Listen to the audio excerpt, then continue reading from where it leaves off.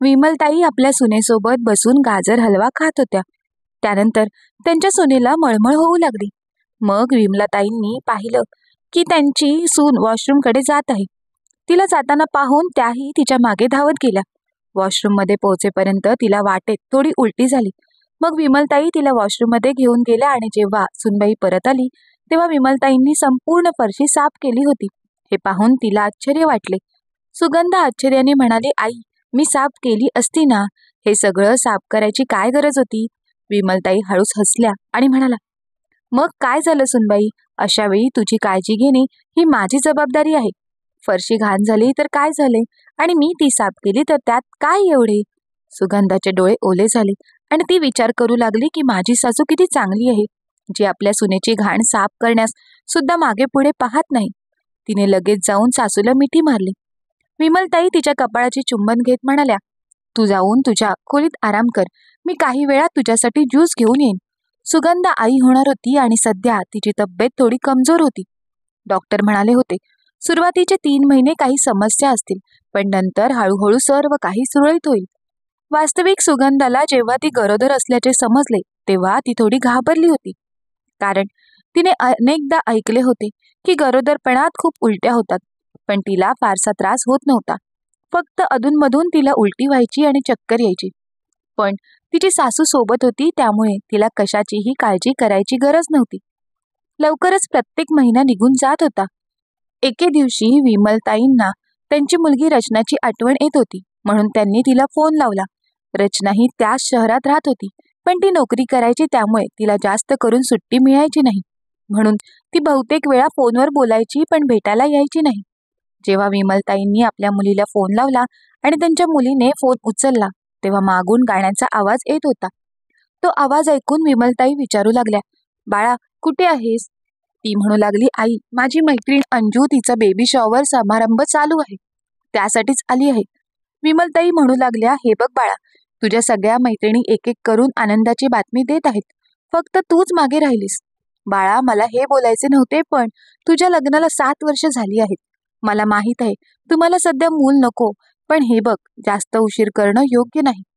माझे बोलणे फक्त एक सल्ला म्हणून घे आणि मी काय बोलते आहे याचा विचार कर. मी तुझ्यावर कोणताही दबाव टाकत नाही. असे होऊ शकते की जास्त उशीर केल्याने काही समस्या उद्भवू शकतात. बघ, माझ्या बोलण्याचं वाईट वाटून घेऊ नकोस, फक्त सल्ला म्हणून घे. विमलताई आपल्या मुलीला समजावत होत्या, पण रचनाला अजिबात बरे वाटत नव्हते. ती म्हणू लागली, अगं आई, या धावपळीच्या आयुष्यात मुलं वाढवायला कोणाला वेळ आहे? मला सध्या मुलं नको आहेत.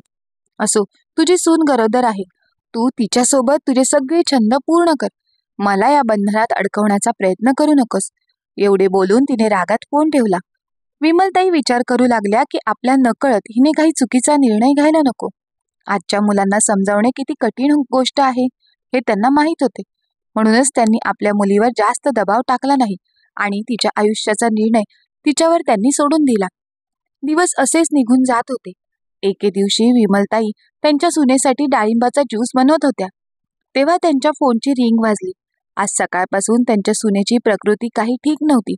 त्यांनी फोन घेतला तर समोरून रचना बोलू लागली, आई, ऐक, आज माझ्या घरी किटी पार्टी आहे आणि तू तयार केलेले पदार्थ सगळ्यांना किती आवडतात हे तुलाही माहीत आहे. म्हणून तू घरी येऊन मला थोडी मदत कर. विमलताई आश्चर्यचकित झाल्या आणि म्हणाल्या, बाळा, तुला तर माहीतच आहे की तुझी वहिनी गरोदर आहे. तिची तब्येत सध्या चांगली नाही. आज सकाळीच तिला उलटी झाली. तिने काही खाल्लेलंही नाही. तिची काळजी घेण्यासाठी मला तिच्यासोबत राहावे लागेल. अशा परिस्थितीत मी कशी येऊ शकते? तू स्वयंपाक बनवणाऱ्या कोणत्या तरी बाईला बोलवून घे बाळा. तेव्हा रचना रागातच म्हणाली, आई, मी पाहत आहे जेव्हापासून वहिनी प्रेग्नंट आहे तेव्हापासून तू तिला जास्तच महत्त्व देत आहेस. आता तुझ्याकडे माझ्यासाठी वेळ सुद्धा नाही. आई, असे तर नाही ना की मला आता आई बनायचे नाही म्हणून तू माझ्यापेक्षा वहिनीला जास्त महत्त्व देऊ लागली आहेस? तू आज सांगच की तुला आपल्या मुलीचा आनंद गरजेचा आहे की आपल्या सुनेचे नखरे? जर तू दिवसभरासाठी माझ्याकडे आलीस तर काय वहिनी स्वतःची काळजी घेऊ शकत नाही? वहिनी प्रेग्नेंट आहे, तिला कोणता गंभीर आजार झालेला नाही ज्यामुळे ती दिवसभर एकटी राहू शकत नाही. आपल्या मुलीचे बोलणे ऐकून विमलताई विचार करू लागल्या की आपल्या मुलीच्या मनामध्ये किती कटुपणा भरलेला आहे. आपलीच मुलगी आपल्या आईच्या प्रेमाची परीक्षा घेऊ इच्छित आहे. मग विमलताईंनी निर्णय घेतला. मुलीच्या मूर्खपणाच्या बोलण्याकडे लक्ष देऊन त्या आपल्या सुनेकडे त्यात दुर्लक्ष करणार नाही. तसेही सुनेची तब्येत खराब होती, तिला चक्कर येत होती. अशा परिस्थितीमध्ये तिची काळजी घेण्यासाठी कोणीतरी घरी हवे होते. त्यांनी काही वेळ विचार केला. मग त्या हळूच म्हणाल्या, हे बघ बाळा, मी मुलगी आणि सून असा भेदभाव करत नाही. जर माझ्या सुनेवर इतकं प्रेम आहे तर तू माझी मुलगी आहेस, जिला जिथे माझी सर्वात जास्त गरज आहे तिथे मला राहायला आवडतं. आता माझी इथे जास्त गरज आहे, पण मी तुझ्या आनंदासाठी काहीही करू शकते. मी तिथे येईन सुद्धा. परंतु बाळा, एक गोष्ट सांग, जर तुझ्या वहिनीच्या जागी तू असतीस आणि तुझ्या जागी तुझी वहिनी असती आणि त्या परिस्थितीमध्ये तिने मला किटी पार्टीसाठी जेवण बनवायला बोलवले असते, तर त्या परिस्थितीमध्ये तुझ्या प्रेग्नन्सीमध्ये तू एकटी घरी पडून राहिली असतीस का? आणि तुला चक्कर येत असती, उलट्या होत असत्या, आणि अशा परिस्थितीमध्ये मी तुला सोडून गेली असती तर तुला चांगले वाटले असते का? तेव्हा तूच मला ऐकवले असतेस की मुलीप्रती तू तुझे कर्तव्य निभवायला हवेस. आणि तसेही माणुसकीच्या दृष्टिकोनातून पहिले तर प्रेग्नेंट महिलेची देखभाल करणे जास्त गरजेचे आहे की किटी पार्टीमध्ये जेवण बनवणे. या गोष्टीचा तू स्वतःच विचार कर आणि तूच माझा निर्णय घे की मला आता काय करायला हवे. आपल्या आईचे बोलणे ऐकून रचना 2 मिनिटांसाठी स्तब्ध राहिली. ती अगदी खोलवर जाऊन आपल्या आईच्या बोलण्याचा विचार करू लागली. मग अगदी हळू आवाजात म्हणाली, आई, तसे तर तू माझी आई आहेस, तेव्हा मी नेहमी विचार करते की तुझ्यावर सर्वात पहिला अधिकार माझा आहे. परंतु माणुसकीच्या नजरेतून पाहिलं तर मी सुद्धा अशा प्रेग्नंट महिलांना सोडून कोणाच्याही घरी जेवण बनवायला जाऊ शकत नाही, भले ते कितीही जवळचे नाते असो. कारण सर्वात अगोदर प्रेग्नेंट महिला हीच माझी जबाबदारी असेल. आणि तू सुद्धा अगदी योग्य तेच बोलत आहेस. मला सुद्धा असे जाणवत आहे की मी वहिनीवर थोडी चिडू लागली होती. आता आई न बनण्याचा निर्णय तर माझा स्वतःचा आहे, परंतु वहिनीने प्रेग्नंट झाल्याची बातमी ऐकवली आणि तू दिवस रात्र तिची काळजी घेण्यामध्ये व्यस्त झालीस. त्यामुळे मला थोडे वाईट वाटू लागले की तू माझी आई असून सुद्धा वहिनीची जास्त काळजी घेत आहेस. परंतु ह्या वेळेला माझ्यापेक्षा वहिनीलाच तुझी जास्त गरज आहे.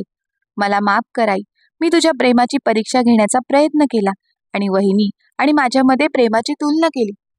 पुढे बोलता बोलता तिचा गळा भरून आला. तेवढ्यात पाठीमागून सुगंधा म्हणाली, आई, ताई तुम्हाला एवढ्या आग्रहाने बोलवत आहेत तर तुम्ही जा ना, मी घरात आराम करेन. 1 दिवसाचा तर प्रश्न आहे, नाहीतर तुम्ही म्हणत असाल तर मी सुद्धा तुमच्याबरोबर पार्टीला येते. तिथे येऊन माझे सुद्धा मन थोडे हलके होईल. आता उलटी वगैरे तर प्रेग्नन्सीमध्ये या गोष्टी होतच असतात. याचा अर्थ असा नाही की मी घरात बंद होऊन राहीन. आणि तुम्ही ना तिथे माझ्यासाठी थोडी चाट बनवा, आज काहीतरी चटपटीत खाण्याचे माझे मन करत आहे.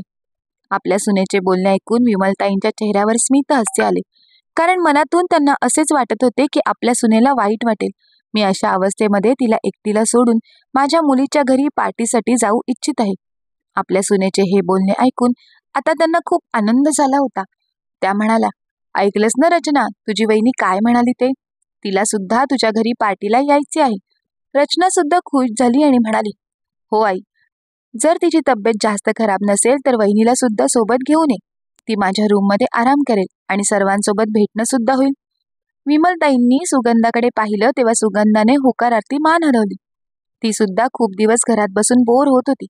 तिलाही जरा प्रवास करावासा वाटत होता आणि आता पूर्वीपेक्षा बरे वाटू लागले होते.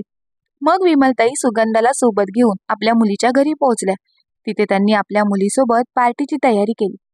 सुगंधानेही सर्वांशी संवाद साधला. तिलाही इतक्या दिवसांनी सगळ्यांना भेटून बरे वाटले. त्यानंतर जेव्हा तिला थोडा थकवा जाणवू लागला तेव्हा ती आपल्या नंदेच्या खोलीत गेली आणि थोडा वेळ आराम केला. संध्याकाळी ती पार्टीतून प्रसन्न मूडमध्ये परतली. आता रचनालाही आईची तक्रार नव्हती की ती आपल्या सुनेला जास्त महत्त्व देते. विमलताईंनीही तिथे पाहिलं होतं की आपली सून किती चांगली आहे, जी आपल्या नंदेच्या आनंदाचा विचार करते. आणि रचना सुद्धा समजून गेली होती की तिची वहिनी आणि आई ह्याच दोघी तिच्या जवळच्या आणि माहेरच्या आहेत. आणि आपली वहिनी आणि आई दोघी किती मिळून मिसळून राहतात ही तर खूपच चांगली गोष्ट आहे. पण एखादा व्यक्ती आपल्या हट्टावर अडून राहिला तर गोष्टी बिघडून जातात. पण इथे सगळ्यांनी एकमेकांचा विचार केला, त्यामुळे शेवटी नाती गोड झाली. त्यामुळे कोणतीही परिस्थिती आली की इतरांची मजबुरी समजून घेऊन त्यानुसार वागलं पाहिजे. तर मित्र आणि मैत्रिणींनो, तुम्हाला आजची कथा आवडली का? कथा आवडली असल्यास कथेला लाईक करा, शेअर करा आणि अशाच नवनवीन कथा ऐकण्यासाठी तुम्ही अजूनही आपल्या चॅनलला सबस्क्राईब केलं नसेल तर मात्र सबस्क्राईब करायला विसरू नका. धन्यवाद.